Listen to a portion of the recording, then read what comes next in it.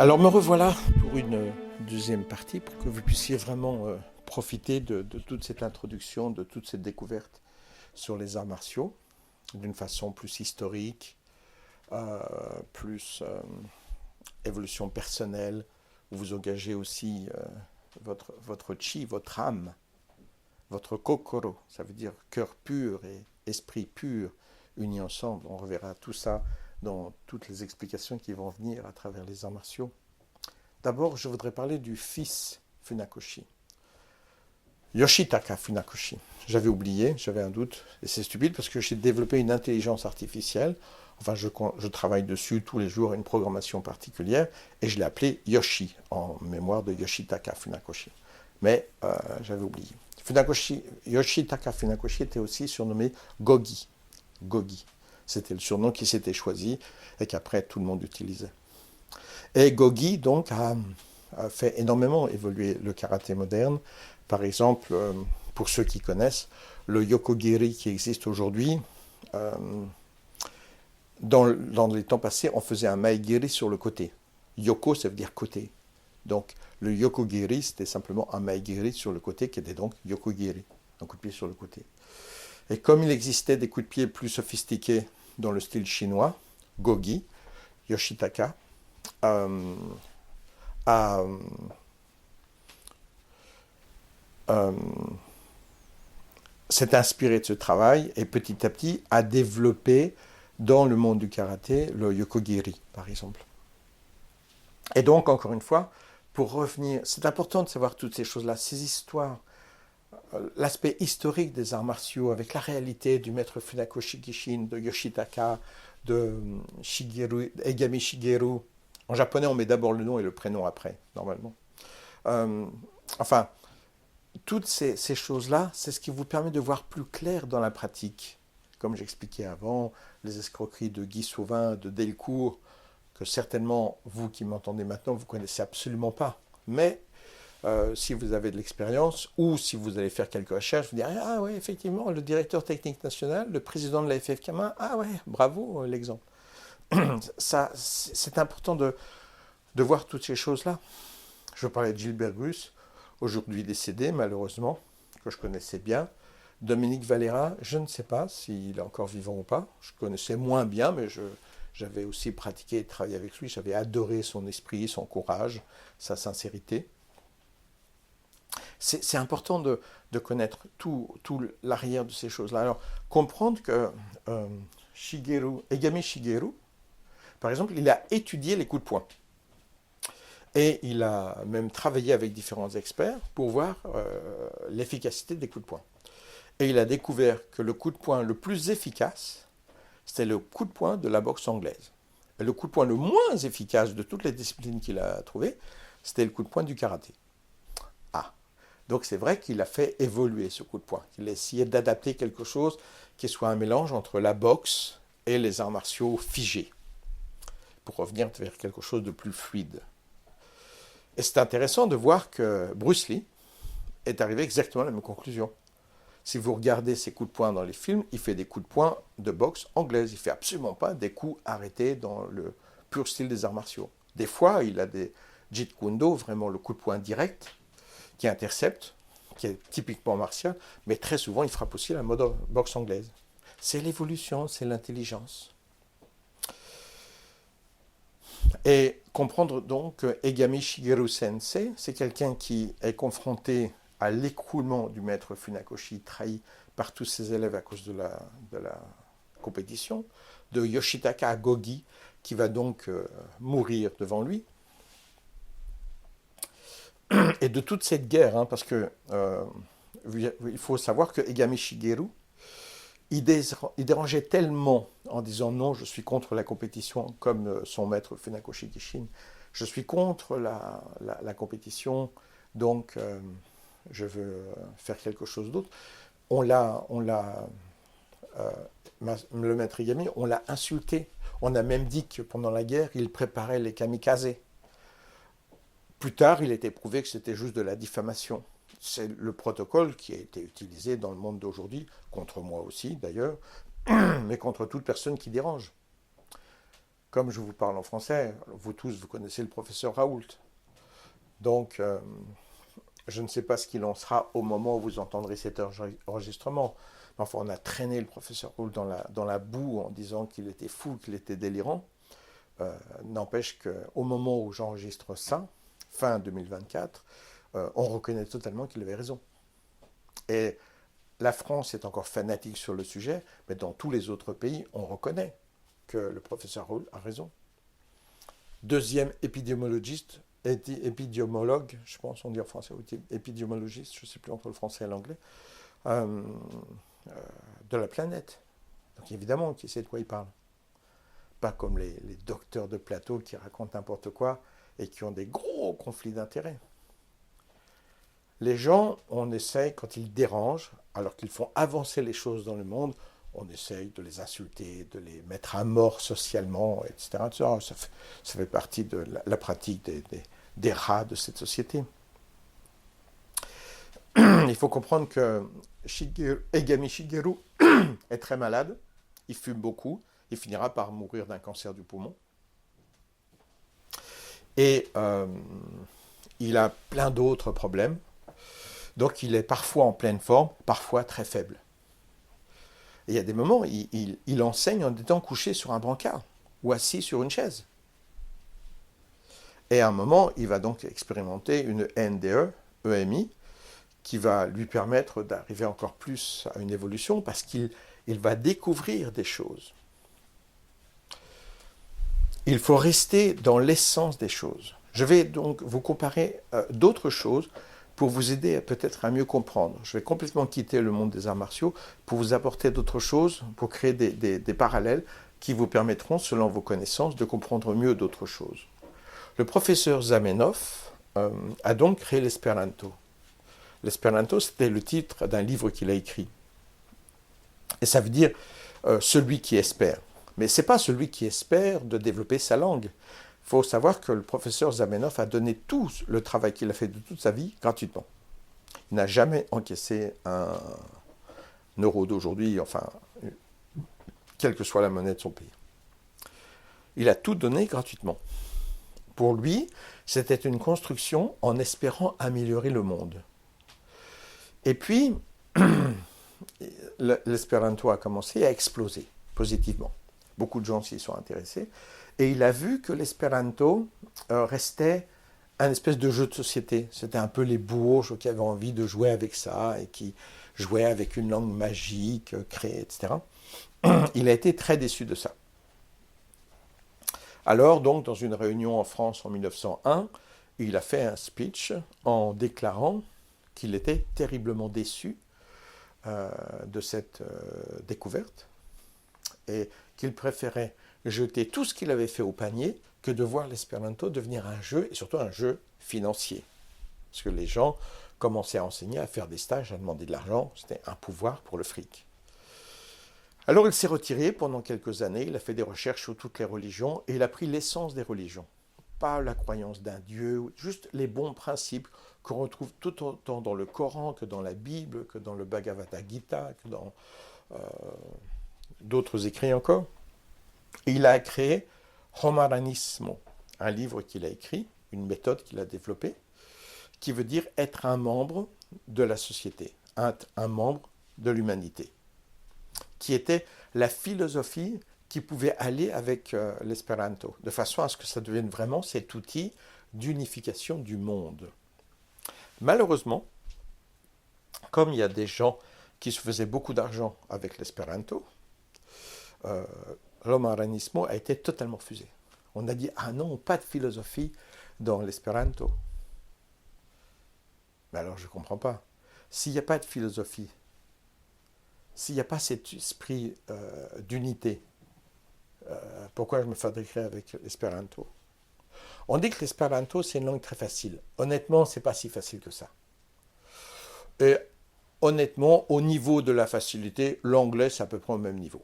L'anglais, c'est une langue très facile par rapport au français, par exemple, qui est très sophistiqué, pas sophistiqué, compliqué en grammaire. Hein. Donc, qui fait face à des complications totalement stériles et inutiles. Parce qu'on dit tout ce qu'on veut en anglais, en ayant bien moins de problèmes grammaticaux. La preuve, c'est que je vis en anglais complètement. C'est pour ça que des fois, je me souviens plus des mots français. Donc, dans ce cas-là, l'anglais, c'est très bien. Pourquoi l'espéranto?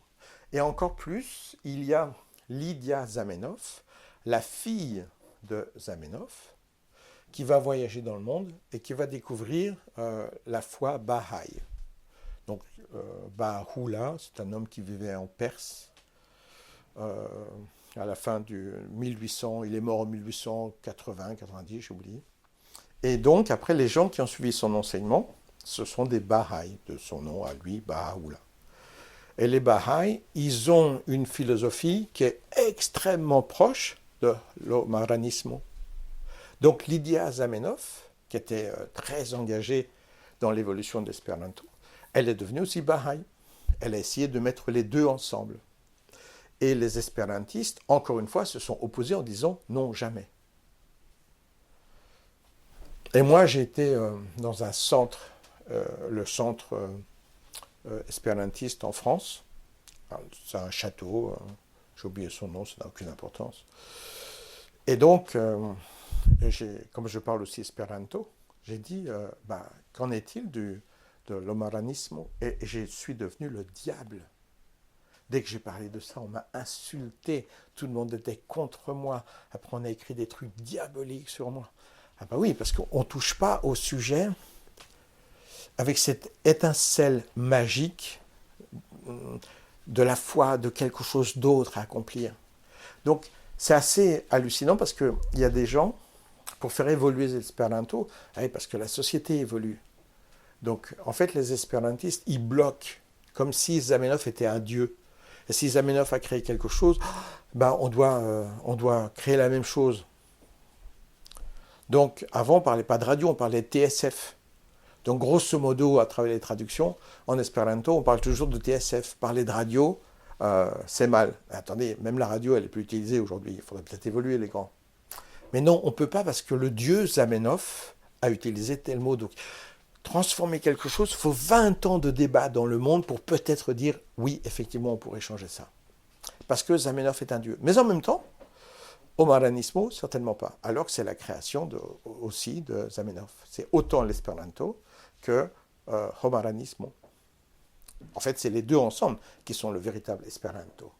Mais l'espéranto d'aujourd'hui, il n'a pas d'esprit. Et en tant que tel, donc,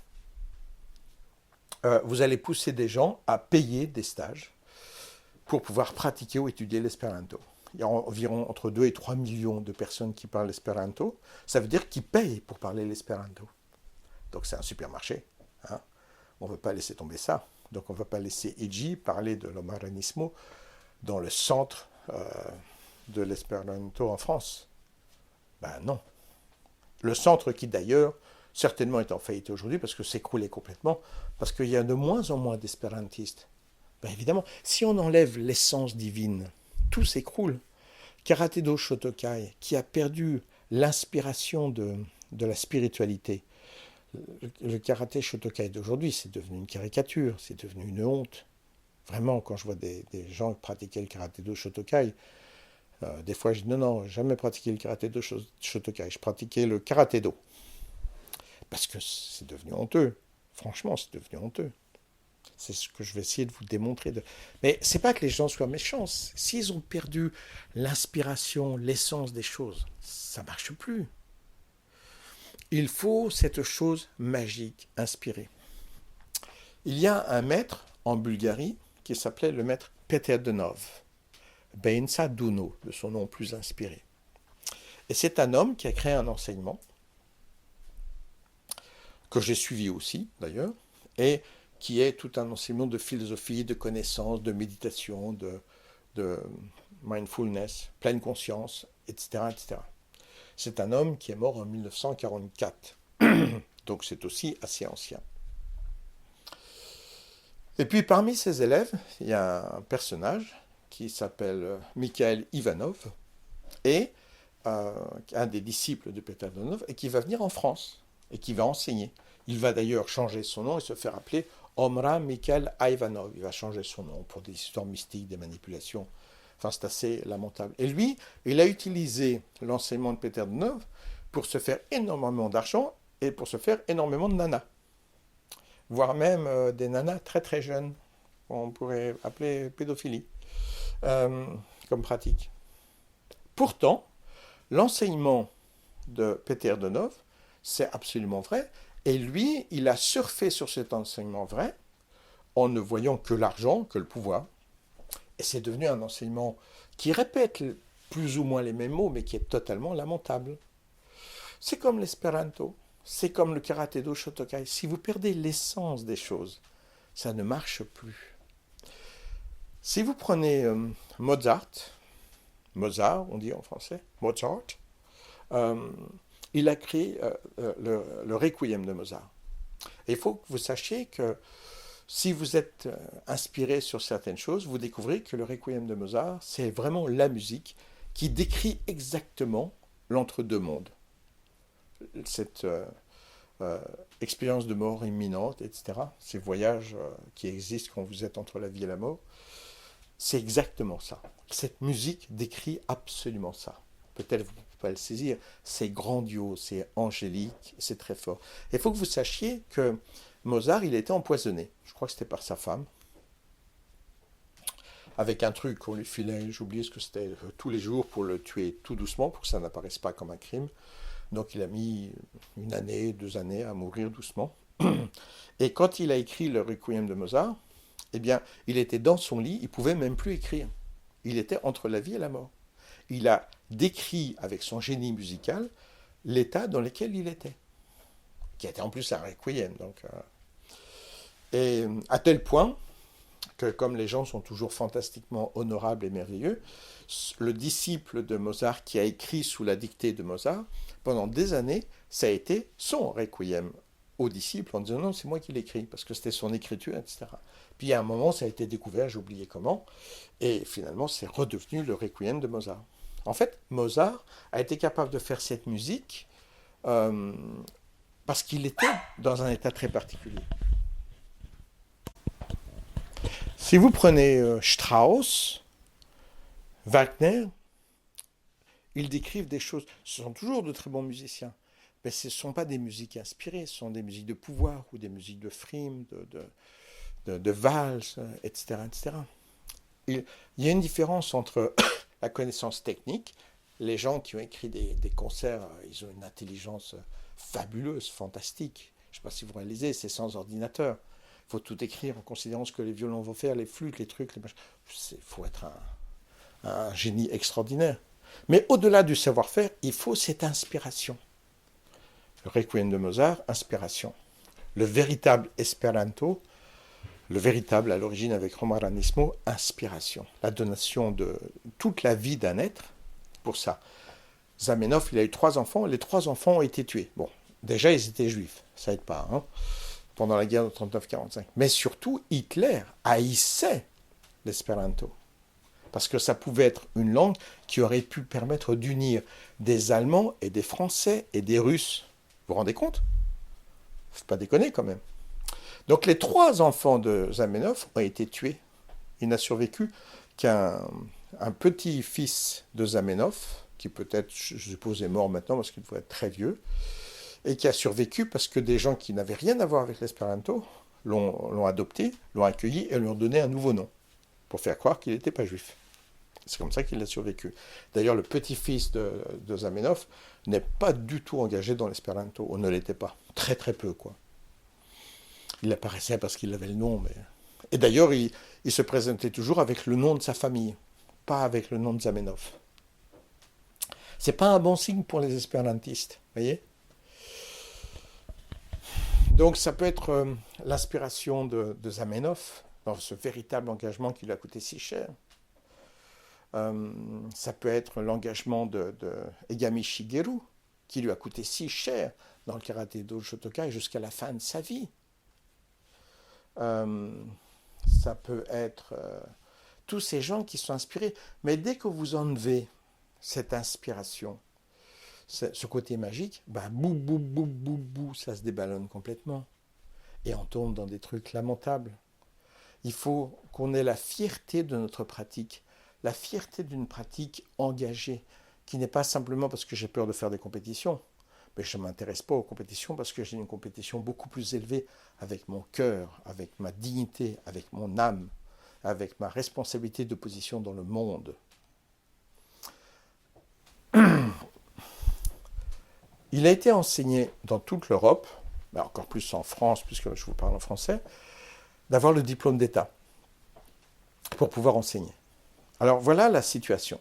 Vous avez pratiqué les arts martiaux parce que vous rêviez un peu Bruce Lee, Jet Li, ce que vous voulez. Et vous avez le diplôme d'État pour enseigner. Mais il faut savoir une chose. Si vous êtes condamné en justice, vous ne pouvez plus enseigner. Donc si vous mêlez au moindre combat et qu'on vous chope, vous êtes ceinture noire. Vous êtes considéré comme ayant fait une attaque à main armée. Légitime défense, réponse immédiate et proportionnelle à l'attaque. Si un type vous attaque à coups de poing et que vous répondez à coups de maegiri, mawashigiri, et ainsi de suite, eh bien, si vous êtes attrapé en justice, vous êtes condamné parce que vous êtes battu avec votre corps qui est considéré comme une arme. Tandis que l'autre, à moins qu'il ait eu un bâton ou un couteau, et dans ce cas-là, vous vous retrouvez en légitime défense, mais si c'est une simple attaque comme ça, ben, c'est vous qui êtes condamné. Donc le résultat de tout ce protocole délirant, c'est qu'il y a une fille qui se fait attaquer par 3 mecs qui sont en train de la violer. Le joueur de football, il peut y aller.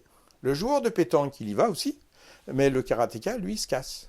Parce que si jamais il a un problème législatif, il perd son diplôme d'État, il perd son travail, il perd ses clubs, son club ou ses clubs, il perd tout ce qu'il avait construit dans toute sa vie. Donc, au lieu de devenir les ceintures noires qui sont des espèces de justiciers à la mode Bruce Lee, le protocole français vous a capturé pour devenir des lâches. Que vous soyez karaté Shotokai ou pas d'ailleurs, hein, qu'on soit bien clair.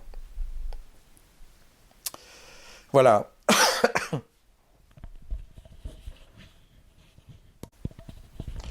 Alors toujours sur les arts martiaux, puisqu'on est toujours en français, vous avez en France quelqu'un qui est exceptionnel, c'est Roland Abersetzer. Roland Abersetzer, pour une fois, c'est un avantage extraordinaire d'être francophone. Parce que ce personnage, Roland Abersetzer, il a fait des ouvrages sur les arts martiaux les plus évolués que je connaisse. Il n'y a rien en anglais qui égale le travail de Roland Abersetzer. C'est vraiment le top du top du top, son travail. C'est un expert d'arts martiaux, 9e dan, me semble-t-il, aujourd'hui, s'il est encore vivant. Et je crois qu'il est historien en université, où il l'était. Donc, il a fait le cumul des deux, quoi. Et il a fait un travail, mais fabuleux, d'ouverture. C'est fantastique, son travail. Ses livres et tout, moi, c'était ma Bible aussi. Et pourtant, avec le fantastique niveau qu'il a, il n'a jamais parlé du karaté-do Shotokai. Une seule fois, j'ai trouvé dans ses livres où il cite une fois un des disciples de Funakoshi, Egami Shigeru. C'est tout. En dessous d'Egami Shigeru, il n'y a aucune flèche qui descend pour dire après, il y a eu Murakami, il y a eu Harada, il y a eu... Non, rien. Aoki, qui lui-même a créé le Shintaido. Donc, non, tout ça, ça n'existe pas avec Roland Abersetzer. Comment est-ce que c'est possible avec son niveau de qualité de travail? C'est tout simplement parce que je crois pouvoir parler en son nom. Quand il regarde le karaté-do Shotokai, il dit c'est pas du karaté, ça, les copains. C'est pas un art martial, ça. Ce sont des clowns. C'est une clownerie, c'est une escroquerie. Et c'est un peu malhonnête de la part de Roland Abersetzer, et en même temps, je comprends. Qu'est-ce que vous voulez que je vous dise quand on voit la qualité du karaté Shotokai d'aujourd'hui pour la plupart des écoles? Je suis désolé, je suis obligé tristement d'être d'accord avec la malhonnêteté de Roland Abersetzer. Ça se comprend. Ça se comprend. Pour faire la balance, si je puis dire, la balance, l'équilibre, moi, par exemple, quand j'ai passé le DIF, diplôme d'instructeur fédéral, c'était un diplôme assez avancé, parce que c'était un diplôme en ce temps-là qu'on gardait à vie. Je pense qu'après, ils ont fait un DIF qui durait juste quelques années. Puis après, il y avait le diplôme d'État. Donc, quand je passe le DIF, je suis donc parmi les élèves qui vont postuler pour le diplôme que je vais avoir. Et mon ami Adam Prince fait partie du jury. Donc, en fait, on va ensemble. Il me prend à la gare. ou peut-être je dors chez lui, j'ai oublié en ce temps-là, et puis le lendemain matin, on prend la voiture, on va au même examen, sauf que lui sera un membre du jury, et moi, je serai un candidat. Je serai un candidat. Et ça se passe par pool de 10 personnes. Vous avez une table avec 2 jurys, me semble-t-il, ouais, 2 jurys et 10 candidats. Et les poules, ça va tourner. Il y avait 10 tables de 10 quand moi je l'ai fait. Et d'abord, il y a les katas, après il y a le combat, après il y a des questions techniques, après il y a la pédagogie, les cours, le schéma du cours, l'histoire, etc., etc. Et à chaque fois que vous changez de sujet, la salle tourne pour qu'il n'y ait pas, que je ne me retrouve pas effectivement avec Adam, mon copain, qui va faire partie du jury. Ce serait un petit peu malhonnête. Je pense que d'autres l'ont fait, mais moi je ne l'ai pas fait. Et le premier truc, c'est les katas. Et les katas, eh ben, ça va être la catastrophe, comme disait Adam. Kata, kata, catastrophe. Pourquoi? Parce que, comme j'ai pas le style Shotokan avec des mouvements bloqués, avec des cris hystériques pour le kayak, et ainsi de suite, et que dans le Shotokan, on fait pas du tout ça, mais on reste tout à fait efficace, cool, souple, mais efficace, eh bien, le jury va me donner une note éliminatoire. Hop, je suis foutu à la porte. Il faut que vous connaissiez là-dessus mes 2 surnoms. Mon premier surnom, c'était le danseur. Et oui, parce que pour le monde des arts martiaux, ce que je faisais, c'était assez condescendant comme insulte. Hein. Je ne faisais pas des arts martiaux, je faisais de la danse.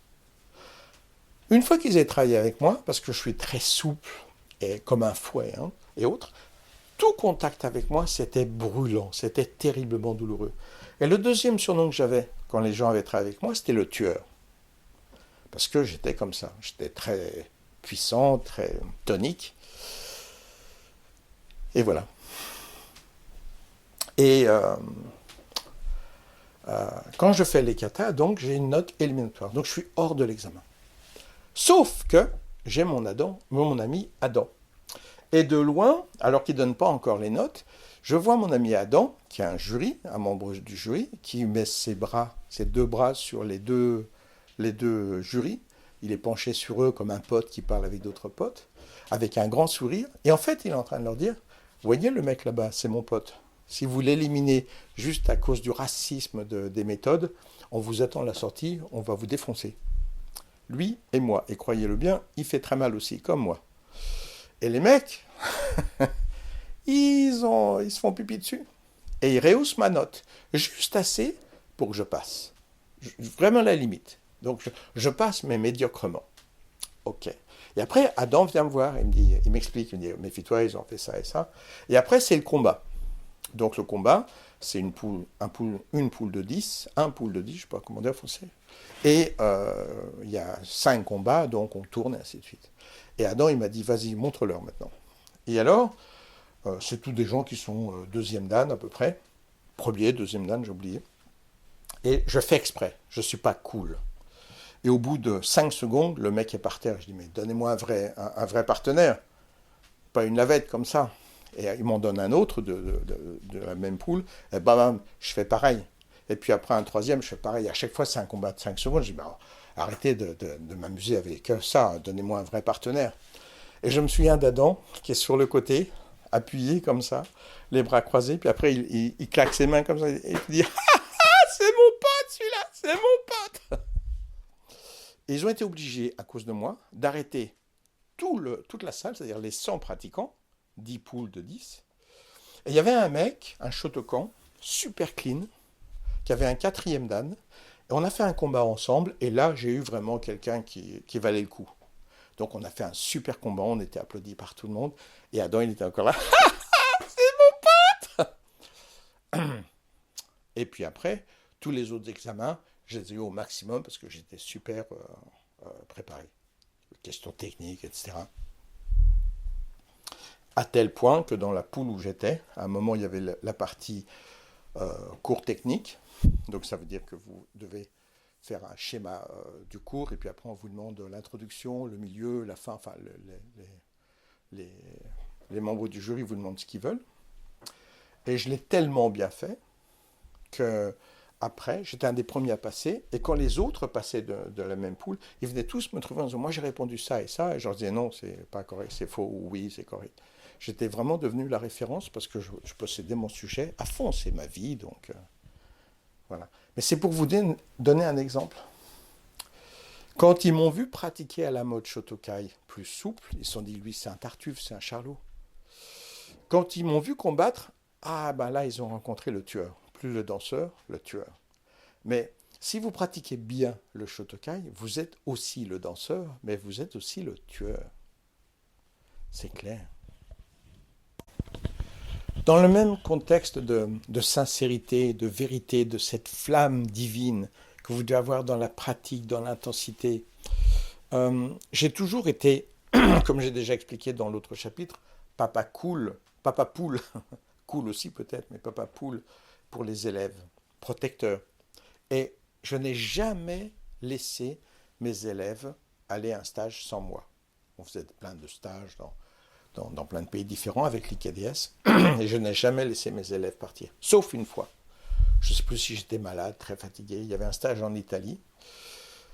J'ai 3-4 élèves qui sont partis. Ils sont rentrés le soir, juste après le stage, ce que j'ai toujours interdit, parce que c'est extrêmement dangereux. Le plus grand nombre de morts dans les arts martiaux, c'est le retour des stages le dimanche soir, quelle que soit la discipline. Parce que vous êtes crevé, et si vous faites trop de route, vous endormez et paf. Donc c'est un chiffre tout à fait officiel. Donc j'ai toujours interdit ça. Mais comme je n'étais pas là, ils l'ont fait. Et ils sont endormis et ils sont plantés. Il y en a un qui a failli mourir, mais il est revenu à la vie. Une fille qui a été très abîmée au visage, qui a eu beaucoup de chirurgie faciale après. Et un autre élève, Philippe Protas, qui était un petit élève en ce temps-là, celui qui est devenu professeur après, et vous vous souvenez, qui a reçu le 2e dan, parce que c'est lui qui avait tout créé dans l'école que j'avais créée, où je lui avais tout enseigné. Et donc, il se retrouve avec des côtes cassées. Et il avait une société d'affichage, vous savez, les grandes publicités qui se collent avec un balai des fois 5 mètres de long, 8 mètres de long. Et il ne pouvait plus travailler. Eh bien, en tant que professeur responsable, comme je n'étais pas là et que l'accident s'était passé, je me sentais concerné. Je suis parti avec lui, je lui ai dit, écoute, comme je faisais des cours le soir, mais en général je ne travaillais pas avant 5-6 heures l'après-midi, j'avais donc toute la journée de libre, alors que je finissais tous les soirs très tard, vers les 11 heures, minuit, le temps de rentrer, de manger et tout, je ne suis jamais au lit avant 2-3 heures du matin, c'est un peu la vie des profs ça. Eh bien, le matin, à 6 heures du matin, j'étais là pour être ses bras. Il m'expliquait ce qu'il y avait à faire, il me montrait. C'est lui qui conduisait parce qu'il savait où étaient les affiches un peu partout dans les villages ou dans les villes. Et c'est moi qui prenais les seaux, les affiches et qui faisais tout l'effort physique. Et je me souviens qu'à un moment, j'avais collé une affiche assez bien. Parce qu'au début, c'était très très dur. Et je lui ai dit, qu'est-ce que tu en penses? Et il m'a dit, allez, je vais te donner ton balai jaune. Puisque la ceinture jaune, c'est la première couleur des ceintures. Donc, et ce faisant, je suis même devenu colleur. J'ai travaillé pour lui pendant quelques mois. Puis au bout d'un moment, ça m'a gonflé. J'étais juste dans l'esprit des arts martiaux. Je voulais coller parfaitement bien. Une fois que j'ai estimé que je pouvais vraiment très bien coller, et que lui était content parce qu'il dit, j'ai un nouvel employé, j'ai dit non mais ça ne m'intéresse pas. C'était juste le défi. Premièrement, la responsabilité de t'aider, et ensuite le défi de faire parfaitement. Et après, je m'arrête, ça ne m'intéresse pas. Et c'est ce personnage pour qui je vais travailler pendant assez longtemps avec pratiquement pas d'argent, puisque je faisais son travail, donc je ne vais pas faire du racket. À la fin, quand je collais bien, oui, j'ai reçu peut-être 2 mois de salaire, mais le reste du temps, je travaillais bénévolement. C'est ce même personnage qui, devant moi, des années plus tard, acceptera avec un grand sourire son 2e dan pour avoir tout créé à Charvieux, alors que c'est moi qui ai créé l'école, qui lui a enseigné, et qui même a perdu du temps à aller coller des affiches pour être responsable. Mais ça, c'est tout l'engagement qu'on retrouve chez Zamenhof, qu'on retrouve chez Egami, qu'on retrouve chez toute personne qui est totalement engagée dans quelque chose. Pas un arrangement financier, un truc pour gagner de l'argent. Non, le fait de gagner de l'argent est une conséquence de votre passion et de votre engagement. Et quand je rentrais chez moi en Ardèche, puisque j'avais ma maison en Ardèche, j'allais courir. J'avais un jardin qui était à une centaine de mètres de ma maison, mais avec une grande descente, une immense descente. J'habitais dans un petit château, et c'était une grande descente et à la sortie presque de la propriété, il y avait un jardin. Donc c'était une côte méchante. Hein. Et je m'amusais, comme il n'y avait pas d'eau dans le jardin, à prendre des arrosoirs de 10 litres, 15 litres, donc 15 litres, deux arrosoirs de 15 litres. Je les remplissais à la maison. Je descendais en marchant le plus vite possible avec les deux arrosoirs que je portais. Comme j'ai deux bras, ça allait bien. Là, le jardin, j'arrosais abondamment et je remontais la côte. Cette fois-ci, il fallait que je la prenne dans le sens montant, en sprintant le plus vite possible. Et puis, j'arrivais au robinet, hop, je reprenais deux arrosoirs, j'avais le temps de souffler un petit peu, je descendais en marchant, parce que je ne pouvais pas courir avec les deux arrosoirs, en marchant très vite en descendant, j'arrosais, je remontais en sprintant. Tous les matins, j'allais faire des méditations. Tous les soirs, ou la plupart des soirs, j'allais courir. Je faisais de l'escalade, des exercices dans les rivières, de concentration. C'était pas juste, ok, je fais mes cours et puis basta. Non, non, c'était une passion de vie. Ça l'est d'ailleurs toujours, mais encore plus maintenant, d'une façon très physique. Pas simplement un truc d'arrangement. Voilà, c'est à peu près tout ce que je voulais vous présenter avant de vous laisser avec l'intelligence artificielle qui va vous présenter beaucoup de choses. Je apparaîtrai peut-être de temps à autre pour vous présenter en insistant plus sur certains aspects techniques pour que vous puissiez profiter de tout l'enseignement qui va en parallèle avec tout ça. Et souvenez-vous que dans notre société moderne, par exemple, moi, quand j'ai commencé les arts martiaux, c'était des cours de 3 heures. 2h30 à 3 heures, c'était normal. Puis ce sont devenus des cours de 1h30. Puis ce sont devenus des cours de 1 heure. Puis ce sont des cours de 45 minutes. Fast food. Ça veut dire manger très vite. Sauf qu'en Allemagne, j'ai beaucoup vécu en Allemagne, et fast, ça veut dire presque en allemand. Donc c'est presque de la nourriture, mais c'est pas de la nourriture, vous voyez, le fast food. Eh bien, le karaté de 45 minutes, c'est presque du karaté. Maître Murakami Tetsuji, il avait l'habitude de dire c'est du demi-karaté. Parce qu'on fait des mouvements faibles, ou pas avec beaucoup d'amplitude, pas avec beaucoup d'engagement. Le maître Murakami, quand il est venu en Europe, il avait un contrat. Il a été le premier japonais à venir en Europe, 1957, si je me souviens bien. Il a enseigné chez Henri Play, qui lui a fait une escroquerie totale. Hein. On présente toujours Henri Play comme un être extraordinaire. Quand il a fait venir Murakami, il lui a dit vous n'avez pas le droit d'être en France. Alors qu'il avait un visa. Hein. Il lui a fait croire si la police vous arrête, elle vous renvoie immédiatement au Japon et serait retourné au Japon totalement déshonoré. Ce qui, pour un Japonais, c'est la mort, quoi. Donc, en fait, Henri Play a kidnappé Maître Murakami pendant 2 ou 3 ans dans son dojo. Murakami ne parlait pas français, donc il n'arrivait pas à savoir. Petit à petit, il a appris le français naturellement. Et il a fini par comprendre qu'il était totalement manipulé. Il est dit que quand Henri Play fermait le club le week-end où le Maître Murakami restait pour vivre, il emmenait même la nourriture. Donc, Murakami n'avait rien à manger. Donc c'était vraiment... Et quand Murakami a compris qu'il pouvait créer quelque chose d'autre différemment, qu'il avait le droit d'être là, il a mis une trempe à Henri Play avant de partir, et il est dit, je n'étais pas là, que Henri Play appelait sa maman, tellement il l'a fracassé. Donc il était un petit peu en colère quand même. Et dans le contrat de Murakami, c'était aussi de relever tous les défis. Et des boxeurs, tous des gens qui ne croyaient pas dans le karaté, puisque le karaté était tout nouveau en Europe. Et donc, il venait pour enseigner et pour relever tous les défis. Et les défis, il les a relevés. Hein. Il n'a jamais perdu un combat. Murakami, c'était vraiment un tueur. Même si au début, quand il est venu, c'était un expert Shotokan. Puis, plus tard, alors qu'il enseignait, il est devenu Shotokai, parce que ça l'a beaucoup plus intéressé, avec la présence de Maître Egami.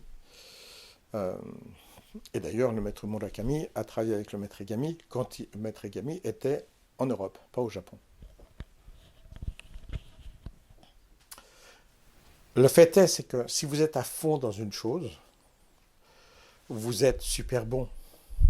Vous devenez bon avec l'engagement et le travail. C'est la théorie des 10 000 heures.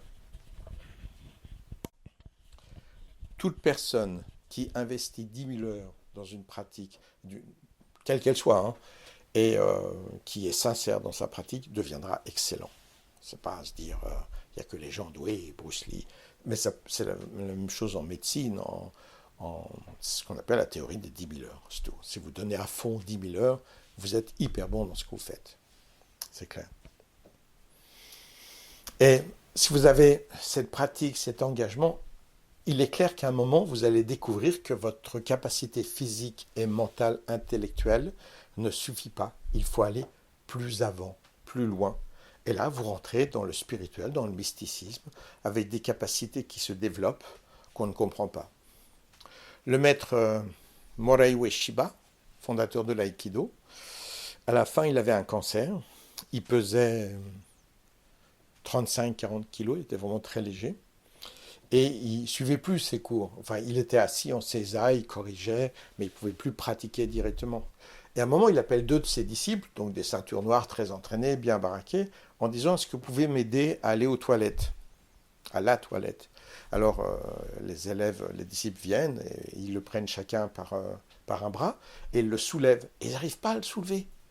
Il le tire comme il peut. Et là, le maître Ueshiba éclate de rire et dit, oh, excusez-moi, j'ai oublié de détacher mon ventre du sol. Et après, ils le prennent, pouf, et il ne pesait rien du tout. Et ça, physiquement, ça va être difficile à expliquer quand même. Hein. Ce sont des gens qui ont atteint un niveau extraordinaire d'engagement. Le maître Ueshiba, quand il était jeune, il a suivi son propre maître, j'ai oublié son nom, qui était un maître dans l'art de la guérison. Et dans ce qu'il faisait, au Japon, ça a été considéré comme une secte. Et le maître a été condamné à mort. Et donc le maître a fui. Et comme Ueshiba était un de ses disciples, ben il a suivi aussi. Pendant des années, ils vont se cacher dans les montagnes, ils vont aller vivre dans des villages. Malheureusement, ce maître ne peut pas s'empêcher de guérir les gens. Donc partout où il commence à soigner des gens. Et ça finit par se faire savoir, parce qu'il y a de plus en plus de gens qui viennent, parce que ça fonctionne. Et puis à un moment, il y a l'armée qui vient, et hop, il se barre, et il recommence ailleurs, etc. Jusqu'au jour où, après maintes aventures, moultes aventures, eh bien, dont certains combats pour protéger son maître, de vrais combats, ils vont se faire capturer. Son maître va être décapité devant lui. Quant à lui, Morei Ueshiba, il est sur le point d'être tué, mais finalement, à la dernière seconde, il est gracié, donc il passe à un poil de la mort. Ce sont ces engagements-là qui font que l'aïkido peut être exceptionnel. Moi, j'ai beaucoup travaillé dans le passé avec Christian Tissier, qui était un mec qui a travaillé avec la famille Ueshiba au Japon, et il avait le même style. C'était un vrai combattant, ou c'est toujours, peut-être s'il est vivant, un vrai combattant. Je ne parle pas de l'aïkido condescendant, frimeur. Un jour, j'étais dans un stage d'aïkido avec un 7e dan. J'ai fait la matinée, je pense que c'était un stage d'une journée. Et puis l'après-midi, je suis venu en civil, je ne me suis pas entraîné. Et le maître m'a parlé à un moment, et en me disant, ou c'est peut-être moi qui étais le voir, j'oubliais, hein, il y a très très longtemps. Et bref, on est venu argumenter, je lui disais, on ne traite pas les gens comme ça. Pourquoi? Il faisait une technique, puis il faisait une deuxième technique, puis une troisième technique, il n'expliquait même pas, puis allez-y. Et quand ensuite les gens travaillaient, déjà les 3 techniques, donc laquelle on devait faire, donc il y avait beaucoup de gens qui avaient tort, parce qu'il fallait être presque télépathe pour savoir ce que le maître voulait. Et après, il était hyper condescendant, il parlait même pas, il les écartait du revers de la main. Je lui ai dit, je suis désolé, je n'accepte pas que vous vous comportez comme ça. Et il m'a dit, je suis un 7e dan, vous devez me respecter. Et je lui ai dit, moi aussi, je suis 7e dan en karaté, donc vous devez me respecter. Donc on a égalité. Moi, je vous dis, vous êtes un trou du cul. Je ne traite pas mes élèves comme ça. Il n'était pas content. Ah oui, je lui ai parlé en japonais, c'est l'avantage. Je lui ai dit ces 4 vérités. Et en plus, il ne s'attendait pas à trouver. En aïkido, j'avais juste un 3e dan. Oui, en aïkido, ok, mais les dan comptent un peu de. On se respecte entre disciplines. Et donc, on s'est retrouvé à pied d'égalité. Et là, il n'était pas content du tout. Et ça, c'est de la frime, c'est de la condescendance. Christian Tissier n'était absolument pas comme ça. Il respectait les gens qui étaient capables de se battre, il respectait l'engagement, il souriait beaucoup, il rigolait beaucoup, il travaillait avec sérieux sans se prendre au sérieux. C'était une phrase de maître Murakami Tetsuji. Travailler avec sérieux sans se prendre au sérieux. C'est bien, ça marche bien en français, ça. Et si vous faites ça, il y a un moment où vous êtes obligé de rentrer dans quelque chose d'un peu mystique, magique, ce qui est formellement interdit en France. Parce que ça y est, on est un gourou, c'est une secte, et ainsi de suite. Donc, mais soyons clairs, si le maître Ueshiba, Morei Ueshiba, s'était appelé Marcel Dupont, et qu'il ait cherché à développer l'aïkido dans l'Allier, vous voyez, un coin bien bouseux, eh ben, il aurait fini en prison. Hein. Les disciples n'auraient pas été plus d'une trentaine maximum. Attends, il y a des mecs en kimono avec une espèce de robe qui font des mouvements complètement délirants. C'est vraiment n'importe quoi, c'est une secte. Donc vous devez comprendre que la philosophie européenne et encore plus française est extrêmement limitée, pour ne pas dire castratrice, par rapport à une véritable évolution des arts martiaux. Donc en France aujourd'hui, comme je l'ai expliqué préalablement, on est une espèce de copie des arts martiaux. Donc, comme maintenant je ne suis pas en France, et que je n'enseigne plus parce que je suis trop vieux, en tout cas pas dans des clubs où j'ai quelques élèves, très rares élèves, mais qui travaillent vraiment d'une façon très engagée, physiquement, mais mentalement et aussi spirituellement, je peux présenter ce que je veux.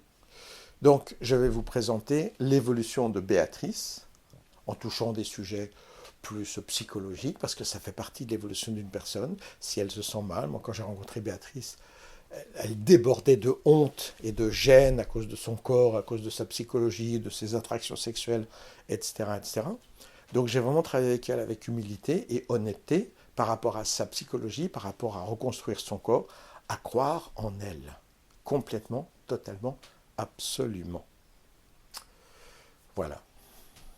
Et c'est dans toute cette aventure que je vais vous emmener à travers l'initiation de Béatrice et l'encyclopédie des arts martiaux ou l'encyclopédie du karaté do Shotokai pour que vous ayez suffisamment d'explications, si vous pratiquez quelque chose qui s'en rapproche, qui vous permettent vraiment d'utiliser cet ouvrage comme un chemin parallèle qui vous permettra d'aller vers une vraie pratique d'aïkido, de tai chi, de kung fu, de karaté, de boxe, de savate, de capoeira, qui est une très belle discipline qui va complètement dans l'esprit Shotokai aussi. Très souple, très grand, très ample. D'ailleurs, j'ai beaucoup pratiqué la capoeira et j'étais très respecté en capoeira, simplement parce que dès que je suis arrivé, en très peu de temps, je me suis adapté entre capoeira, karaté, Shotokai. Ça fait complètement dans le même esprit. Bien, alors je vais vous laisser maintenant avec les intelligences artificielles qui vont vous faire vivre les aventures d'une façon bande dessinée active qui, je pense, peut être très plaisant à découvrir.